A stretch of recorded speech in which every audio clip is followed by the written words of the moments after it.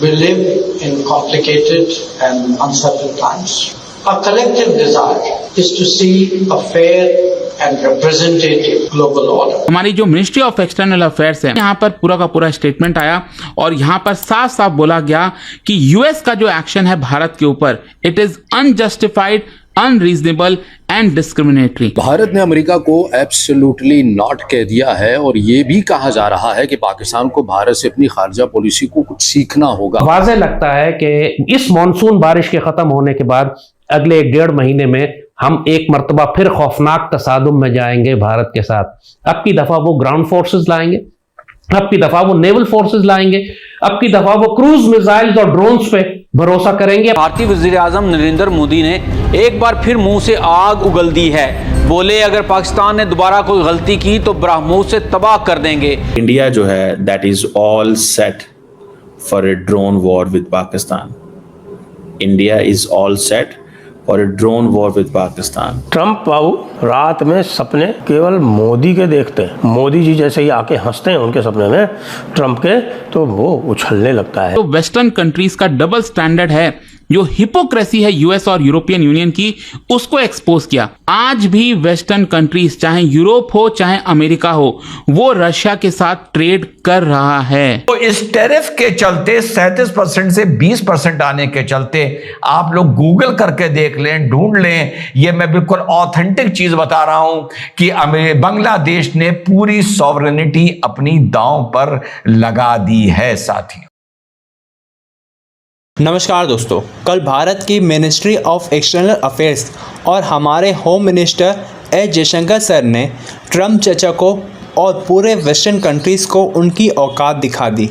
कल ट्रंप फिर एक बार टैरिफ की खंबा नोच रहे थे किसियानी बिल्ली की तरह और कह रहे थे कि भारत लगातार रशिया से बड़े मात्रा में तेल खरीद रहा है और बड़े प्रॉफिट्स के साथ बाहर के देशों में बेच रहा है, इसलिए ट्रंप चाहते हैं कि वे भारत पर टैरिफ लगाएं। लेकिन हमारे मिनिस्ट्री ऑफ एक्सटर्नल अफेयर्स ने ऑफिशियली और सटीक जवाब दिया है, जिसमें उन्होंने कहा है कि पिछले कुछ दिनों से जो वेस्टर्न कंट्रीज़ और ट्रंप सोशल मीडिया में तेल खरीदने को लेकर के भारत पर चिल्ला रहे हैं, लेकिन खुद वही दोगले वेस्टर्न कंट्रीज़ खुद भारत और दुनिया भर को ज्ञान देने के बावजूद रशिया से बड़े मात्रा में तेल इंपोर्ट कर रहे हैं। यानी कि वेस्टर्न कंट्रीज़ चाहते हैं कि दुनिया भर में से कोई भी रशिया का तेल नहीं खरीदे, बस वो ये रूल को अपने ऊपर अप्लाई नहीं करते हैं, खुद अपनी मनमानी कर रहे हैं। इसके साथ साथ हमारे foreign minister S Jaishankar sir ने कहा है कि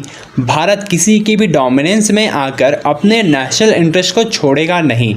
तो चलिए इसी पर आगे पाकिस्तानी मीडिया का रिएक्शन देखते हैं। सबसे पहले तो हमने जो वेस्टर्न कंट्रीज का डबल स्टैंडर्ड है, जो हिपोक्रेसी है यूएस और यूरोपियन यूनियन की, उसको एक्सपोज किया। कैसे किया?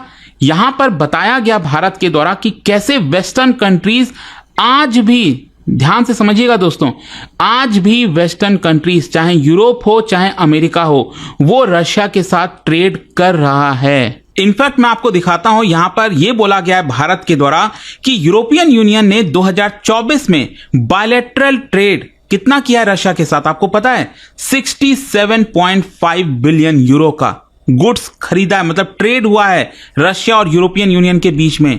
सिर्फ यही नहीं, अगर आप सर्विसेज में ट्रेड देखोगे तो 2023 में 17.2 बिलियन यूरो का हुआ है, which is significantly more than India's total trade with Russia. Bharat जितना टोटल ट्रेड कर रहा है रशिया के साथ, उससे ज्यादा ट्रेड आज के डेट में यूरोपियन यूनियन कर रहा है। And European imports of LNG in 2024 ये रिकॉर्ड लेवल पर चला गया। आप सोचिए वॉर कब स्टार्ट हुआ? 2022 में। 2022 में ऑलरेडी यहां पर यूरोप ने रशिया से 15.21 मिलियन टन का जो एलएनजी है वो इंपोर्ट किया था। तो ऐसा होना चाहिए था कि यहां पर ये रिड्यूस होना चाहिए था अगले साल, लेकिन उल्टा 2024 में आप देख रहे हो यूरोप जो है करीब 16.5 मिलियन टन का जो एलएनजी है वो इंपोर्ट कर रहा है। मतलब इससे बड़ी हिपोक्रेसी तो शायद कभी हो ही नहीं सकती कि European union, America, in fact America का भी एग्जांपल लिया, भारत ने अमेरिका का भी दिखाया कि कैसे अमेरिका आज के डेट में भी रशिया से जो यूरेनियम हेक्साफ्लोराइड है, क्योंकि ये न्यूक्लियर इंडस्ट्री को जरूरी होता है, ये यहां पर मंगा रहा है अमेरिका। सिर्फ यही नहीं, पैलेडियम जो कि ईवी इंडस्ट्री में इस्तेमाल किया जाता है, fertiliser as well as chemicals, ये सारी चीजें अमेरिका रशिया से मंगा रहा है। इसके अलावा यूरोप रशिया ट्रेड में अगर आप देखोगे तो यहां पर सिर्फ एनर्जी नहीं, fertiliser, mining product, chemicals, iron and steel, machinery, transport equipment, ये सारी चीजें ट्रेड हो रही हैं यूरोप और रशिया के बीच में। तो इतना सब कुछ जब यूरोप कर सकता है, जब अमेरिका कर सकता है, तो क्या भारत क्रूड ऑयल रशिया से नहीं मंगा सकता?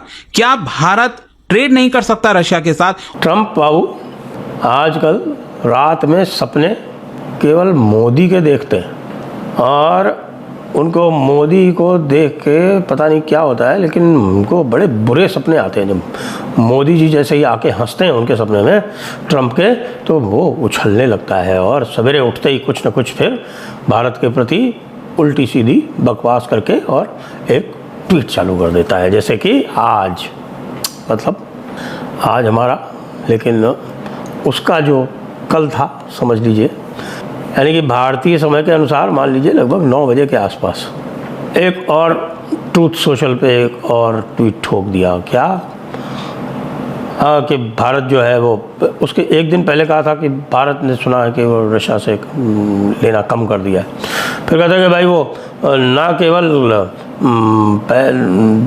रशिया से तेल ले रहा है, उसके बाद उसको ओपन मार्केट में सेल कर रहा है और बहुत भारी प्रॉफिट बना रहा है। अब ये कहाँ से ये भाई साहब न्यूज़ लेते हैं उसका तो पता नहीं, लेकिन ये बिल्कुल पक्की बात है कि ये बंदा जो है वो पूरी तरह से या तो वाकई पैदल है या पैदल होने का स्वांग कर रहा है। लेकिन इसमें इस समय अमेरिका में जो कंसेंसस है वो बन रहा है कि भाई ये वाकई पैदल है और बहुत बड़ी गलती हो गई। रिपब्लिकन्स भी यही कह रहे हैं कि बड़ी भारी गलती हो गई यार, इसको प्राइमरीज में ही नहीं जिताना चाहिए था जब हमारे पास ऐसे अच्छे अच्छे और चॉइसेस थे, इंक्लूडिंग मार्को रूबियो, फार मोर सेंसिबल, इंक्लूडिंग विवेक रामास्वामी। इनके सबके होने के बाद भी इसको चुना, तो ये एक बड़ी भारी गलती हो गई, ये रिपब्लिकन्स भी इस समय कह रहे हैं। तो अब लेटेस्ट ये है कि साहब कि भारत के ऊपर और टैरिफ लगाऊंगा मैं। यार तुम भारत से ये टैरिफ वैरिफ वाला गेम बंद कर दो ना यार। ये कहो कि भाई भारत से कुछ भी नहीं लेंगे, ठीक है, भारत इज़ हैप्पी, भारत अपना कोई नया रास्ता निकालेगा, लेकिन ये ख्वाब देखना बंद कर दो कि तुम जो है वो दुनिया के एम्परर हो, वो तुम नहीं हो। क्यों? क्योंकि तुम ये कह रहे हो, भारत को ये ब्लेम कर रहे हो कि यूक्रेन में जो सारी डेथ्स हो रही हैं वो भारत चूँकि रशिया को फाइनेंस कर रहा है इसलिए हो रही हैं। अच्छा, सबसे पहले तो ये बताइए कि यूक्रेन में डेथ्स जो हैं वो भारत की वजह से हो रही हैं या अमेरिका की वजह से और यूरोप की वजह से हो रही हैं? जो अमेरिका और यूरोप ने रशिया की रेड लाइन क्रॉस करके यूक्रेन को नाटो में लाने का प्रयास किया और रशिया को बिल्कुल एक तरह से कोने में, कॉर्नर में करने का प्रयास किया, जिसके कारण रशिया को एक्शन लेना ही पड़ा।